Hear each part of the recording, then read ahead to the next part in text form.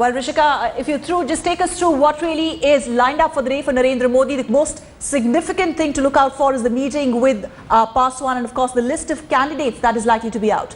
Well, absolutely. Ahead of the CEC meeting that is scheduled to take place in the capital later this evening, Narendra Modi does in fact have a very packed schedule. But all eyes really on that key meeting in the evening that is likely to take place today. As we have been telling our viewers, 50 to 60 candidates are likely to be announced in that first list. Many heavyweights like Sushma Swaraj, LK Advani also likely to feature in that list.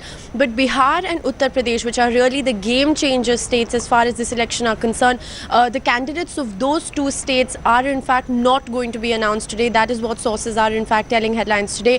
That and in fact that key candidature of Narendra Modi, which is also something that everybody is keenly anticipating to see where exactly he will be contesting from. We are not likely to see Narendra Modi's name feature in the first list. It is of course definite that he will contest elections, but where he is likely to contest elections from has not been finalized. That is what sources are in fact telling us. So it is going to be a key meeting. The first list is likely to come out. There are likely to be heavyweights. 50 to 60 candidates are likely to be announced in that first list. But that key candidature of Narendra Modi and those two key states of UP and Bihar are in fact likely to be announced perhaps in the first or the second week of March. That is what sources are telling us. We will of course have more clarity on this story later this evening when the CEC meet in fact does take place.